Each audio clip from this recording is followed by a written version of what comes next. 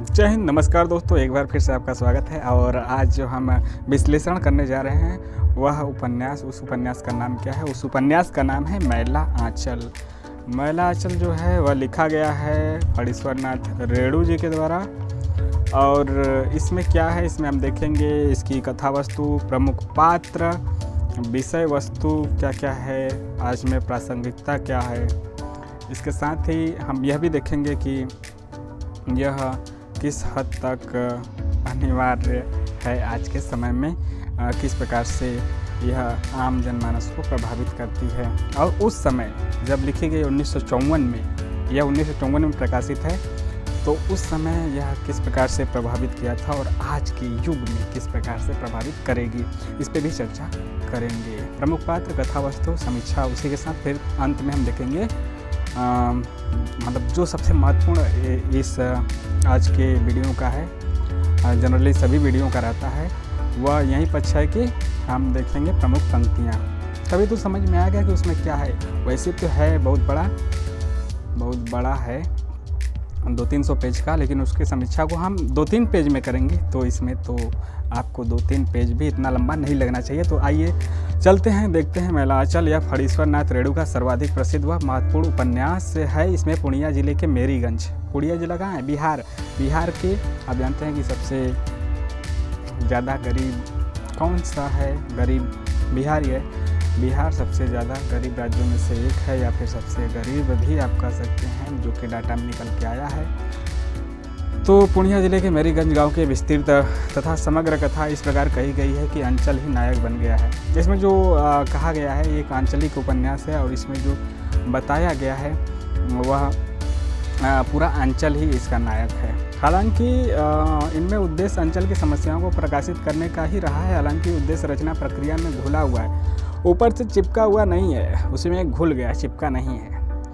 इसमें अंचल की सुंदरता और कुरूपता दोनों का गहरा चित्रण किया गया है। जातिवाद है, अवसरशाही, अवसरवादी है, राजनीति है, मठों और आश्रमों का पाखंड भी इसमें दिखाया गया है। मुख्य पात्र की बात की जाए तो मुख्य पात्र 256 कुल पात्र हैं, लेकिन 256 का नाम लेना ज़रूरी है क्या? तो 200 हम पात्र याद करें कि कहानी याद करें? तो इसमें सबसे बड़ी बात हो जाएगी कि मुख्य पात्र कौन कौन है। तो मुख्य पात्र में है डॉक्टर प्रशांत हैं, कमली है, बावन दास हैं, बलदेव हैं, दोहराव है, लक्ष्मी है, और तहसीलदार विश्वनाथ हैं। कौन कौन? डॉक्टर प्रशांत, कमली, बावन दास, बालदेव, दोहराव, लक्ष्मी और तहसीलदार विश्वनाथ। तो फिर तो प्रमुख उदाहरण है, यानी कि आप देखते हैं प्रमुख पंक्तियाँ। जैसा कि आप जान गए कि एक ग्रामीण कहानी है, पूर्णिया जिले के मेरीगंज की आंचलिक कहानी है। प्रमुख पात्रों के नाम आपने जान लिया, और कुल तो 256 पात्र है, लेकिन हमने 5, 6, 7, 8 ही प्रमुख पात्रों के बारे में बताया है, जो कि जानना जरूरी है। प्रमुख उदाहरण आइए देखते हैं। प्रमुख उदाहरणों की बात की जाए तो इसमें फूल भी है, सूल भी है, धूल भी है, गुलाब भी है, कीचड़ भी है, चंदन भी है, सुंदरता भी है, कुरूपता भी है, मैं किसी से दामन बचाकर निकल नहीं पाया। यह फणीश्वरनाथ रेणु जो कि लेखक है, उनका स्वयं का कहना है। ठीक है, आगे अगली पंक्ति है, जो प्रसिद्ध पंक्तियां हैं उसी को हम पढ़ रहे हैं। पूरी पंक्ति पढ़ने में तो हो जाएगा 2-3 दिन लगेंगे, तब जाके ख़त्म होगा। लगातार हम पढ़ते रहेंगे। तो अब क्या आप चाहते हैं 1 मिनट जो हमको झेल नहीं सकता किसी को भी आज, इसीलिए तो रील्स शॉर्ट बन रहे हैं 15 सेकंड का, 5 सेकंड का ऐड हम बर्दाश्त नहीं कर पाते हैं, तो भला हम 3 दिन कहाँ से लगातार सुन पाएंगे। लेकिन गांव की पंचायत क्या है, पुरानिया कचहरी के रामू मोदी की दुकान है। सभी अपनी बात पहले कहना चाहते हैं, सब एक ही साथ बोलना चाहते हैं, बातें बढ़ती जाती है और असल सवाल बातों के खंडहर में दबा जा रहा है। यह अस्पताली गांव में अस्पताल शुद्ध भाषा में नहीं कहते हॉस्पिटल, अंग्रेज शहर में हॉस्पिटल, गांव में अस्पताल या अस्पताल। तो अभी तो नहीं मालूम होगा, जब कुएं में दवा डालकर गांव में हैजा फैलाएगा तो समझना शिव हो शिव। हमको इतना डकार क्यों आती है जब भी हम बोलने लगते हैं? पानी पियो दबा के। महात्मा जी खुद मैला साफ करते थे। जहाँ महात्मा जी मतलब महात्मा गांधी की बात की जा रही है, जहाँ सफाई रहती है वहाँ का आदमी भी साफ रहता है, मन साफ रहता है। साहब लोगों को देखिए, उनके देश का गांव वृक्ष भी साफ रहता है। यह बालदेव है, बालदेव। अंधा बालदेव का ये कथन है। अंधा आदमी जब पकड़ता है तो मानो उसके हाथों में मगरमच्छ का बल आ जाता है। अंधे की पकड़ लाख जतन करो, मुट्ठी टस से मस नहीं होगी। हाथ है या लोहार की सांड़सी। रुपया को बजाकर देखा जाता है और आदमी को एक ही बोली से पहचाना जाता है। कैसे? रुपया से, कि बिकेगा कि नहीं। जाति बहुत बड़ी चीज़ है, जात पात नहीं, मानने वाले को भी जाति होती है। भावुकता का दौर भी एक खतरनाक रोग है। गांव के लोग बड़े सीधे दिखते हैं। सीधे का अर्थ यदि अपढ़, अज्ञानी और अंधविश्वासी हो तो वास्तव में वे सीधे हैं भी। जहाँ तक सांसारिक बुद्धि का सवाल है, वे हमारे तुम्हारे जैसे लोगों के दिन में 5 बार ठग लेंगे और तारीफ यह है कि तुम ठगी जाकर भी उनकी सरलता पर मुग्ध होने के लिए मजबूर हो जाओगे। डॉक्टर प्रशांत का कहना है, जो कि शहर से आए थे डॉक्टर प्रशांत इलाज के लिए गांव में, तो उन्होंने जो दशा देखी तो उन्होंने ऐसा कहा लोगों से। तुम्हारे विद्यापति के गान हमारी टूटी झोपड़ियों में जिंदगी के मधुर रस बरसा रहे हैं। ओ कवि, तुम्हारी कविता ने मचल कर एक दिन कहा था, चलो कभी वन फूलों की ओर। जवानी की सुंदरता आग लगाती है और बुढ़ापे की सुंदरता स्नेह बरसाती है। महंगी पड़े या अकाल हो, पर्व त्यौहार तो मानना ही होगा। और होली फागुन महीने की हवा ही बावरी होती है। आसिन कार्तिक के मलेरिया और काला आजार से टूटे हुए शरीर में फागुन की हवा संजीवनी फूंक देती है। फागुन की हवा का मजा लीजिए, आने वाला है। सरकारी वर्दी को रंग देने से जेल की सज़ा होती है। डॉक्टर सरकारी आदमी है, बाहरी आदमी है, वह गांव के समाज का नहीं है। वैसे ही राजकाज कांग्रेस का है। लीडर बने 1954 है, आज़ादी की बात का समय है। 1947 में हम लोग आज़ाद हुए थे। स्वतंत्रता दिवस मनाया जाता है, इंडिपेंडेंस डे। और 1950 में जब पूर्ण स्वतंत्रता, हम लोग गणतंत्र हो गए। यानी कि जो हमारा संविधान है, जो भी होगा हम किसी के अंडर में नहीं, अपने फैसले खुद लेंगे। और तो 1950 में हुआ। 1954 की कहानी है। तो आज़ादी, उस समय कांग्रेस का ही शासनकाल था। पंडित नेहरू प्रधानमंत्री और राजेंद्र प्रसाद प्रथम राष्ट्रपति थे।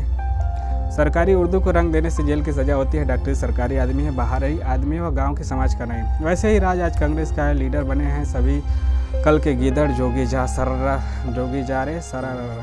चरखा का तो खद्दड़ पहनो, रंगे हाथ में झोली, दिन दहाड़े करो डकैती, बोल सुराजी बोली। का चरखा का तो धद्दड़ पहनो, रहे हाथ में झोली, दिन दहाड़े करो डकैती, बोल सुराजी बोली।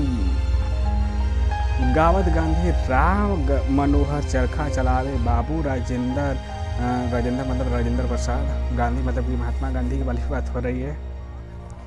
गूंजल भारत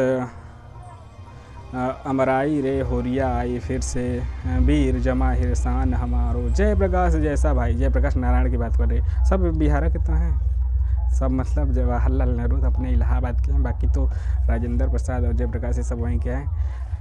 हुरिया आई फिर से। अब वह यह मानने को तैयार है कि आदमी का दिल होता है, शरीर को चीर फाड़ कर जिसे हम नहीं पा सकते। वह हार्ट नहीं, वह अगम अगोचर जैसी चीज़ है जिसमें दर्द होता है, लेकिन जिसको दवा एड्रेनल नहीं, उस दर्द को मिटा दो, आदमी जानवर हो जाएगा। दिल वह मंदिर है जिसमें आदमी के अंदर का देवता वास करता है। वास मतलब निवास। प्रत्येक इतिहास पर गौरव करने वाले युग में पले हुए हर व्यक्ति को अपने खानदान की ऐसी कहानी चाहिए जिसके उजाले से वह दुनिया में चकाचौंध पैदा कर दे। धरती माता अभी स्वर्ण चला है और गेहूं की सुनहली बालियों से भरे हुए खेतों में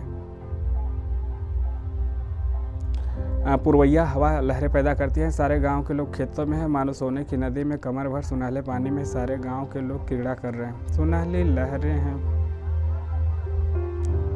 सुनहली लहरें, ताड़ के पेड़ों की पंक्तियां, झरबेरी का जंगल, कोठी का बाग, कमल के पत्तों से भरे हुए कमला नदी के गड्ढे। लड़की की जात बिना दवा दारू के ही आराम हो जाती है। मौसी ने जब जुगल दौड़ी देखी तो उसके हाथ स्वयं ही आंचल के खूंट पर चले गए हैं। मैं आप लोगों को मीठी बातों में बुलाना नहीं चाहता, वह कांग्रेसी का काम है। मैं आग लगाना चाहता हूँ, कालीचरण का यह कथन है। रोड डिस्पेंसरी खोलकर शिव जी की मूर्ति पर बेलपत्र चढ़ाने के बाद संक्रामक और भयानक रोगों के फैलने की आशा में कुर्सी पर बैठे रहना, अथवा अपने बंगले पर सैकड़ों रोगियों की भीड़ जमा कर के रोग की परीक्षा करने के पहले नोटों और रुपयों की परीक्षा करना, मेडिकल कॉलेज के विद्यार्थियों पर पांडित्य की वर्षा करके अपने कर्तव्य की इतिश्री समझना और अस्पताल में कहराते हुए गरीब रोगियों के रुदन को जिंदगी का एक संगीत समझकर उपभोग करना ही डॉक्टर का कर्तव्य नहीं है। एक असहाय औरत देवता के संरक्षण में भी सुख चैन से नहीं सो सकती। एक असहाय औरत देवता के संरक्षण में भी सुख चैन से नहीं सो सकती है। अरे जिंदगी है किरांति से, किरांति मतलब क्रांति, किरांति में बिताए जाए। दुनिया के पूंजीवाद को दुनिया से मिटाया जाए। गांव की भाषा है तो आंचलिकता उसमें रहेगी ही। अस्पताल को अस्पताल, क्रांति, क्रांति को क्रांति। डॉक्टर यहाँ की गरीबी और बेबसी को देखकर आश्चर्यित होता है। यह वह संतोष कितना महान है जिसके सहारे यह वर्ग जी रहा है। आखिर वो कौन सा कठोर विधान है जिसने हजारों हजार क्षुधितों को अनुशासन में बांध रखा। कानून बनने से पहले ही कानून को बेकार रखने के तरीके गढ़ लिए जाते हैं, बेकार करने के तरीके गढ़ लिए जाते हैं।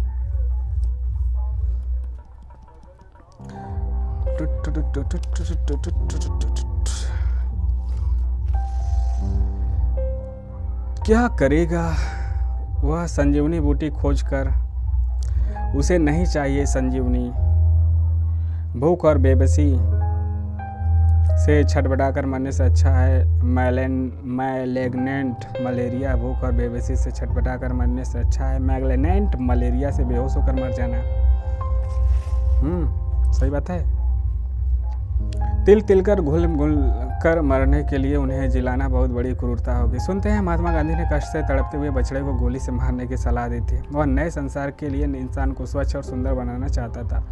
यह इंसान है कहाँ? अभी पहला काम है जानवर को इंसान बनाना। डॉक्टर का रिसर्च पूरा हो गया, एकदम कंप्लीट। वह बड़ा डॉक्टर हो गया। डॉक्टर ने रोग की जड़ पकड़ ली है।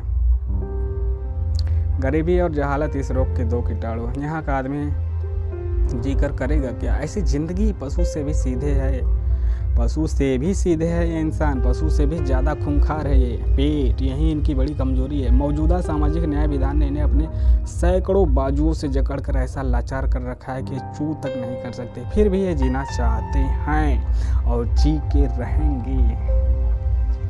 यह डॉक्टर को भी गाँव में ज़्यादातर बोला जाता है डॉक्टर बाबू।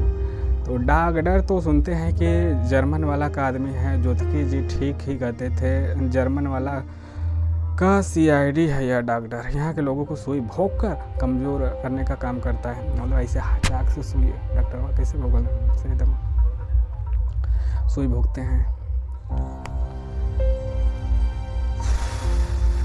डॉक्टर तो सुनते हैं जर्मन वाला का आदमी है। ज्योतिकी मतलब ज्योतिष जी ठीक ही कहते थे, जर्मन वाला का CID है यह डॉक्टर। यहाँ के लोगों को सुई भोग कर कमज़ोर करने का काम करता है। कुआं में दवा डालकर सचमुच हैजा फैलाया है।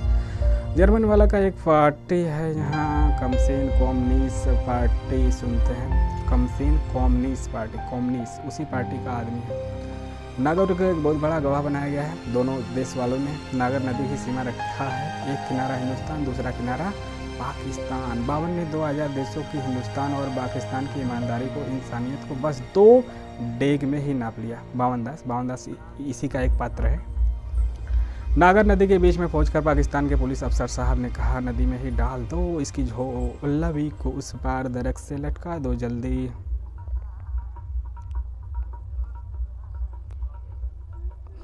नागर की धारा हठात कलकत्ता उठी। सिपाही खंजड़ों को पानी में फेंकते हुए कहता है, डमरू बजा के रघुपति राघव गाते रहो, रघुपति राघव राजा राम तभी से बावन सीताराम। तुम्हारी किताबों ने मुझे बहुत कुछ सिखाया, मुझे कितना बड़ा सहारा मिला है तुम्हारी किताबों से। लेकिन अभी एक नई किताब चाहिए जिसके पृष्ठ पर तुम्हारी किताबों ने मुझे बहुत कुछ सिखाया, मुझे कितना बड़ा सहारा मिला तुम्हारी किताबों से। लेकिन अब एक नई किताब चाहिए जिसके पृष्ठ में लिखा हुआ हो, कमला विश्वास करो, डरो मत, जो होगा मंगलमय होगा, जो होगा मंगलमय होगा।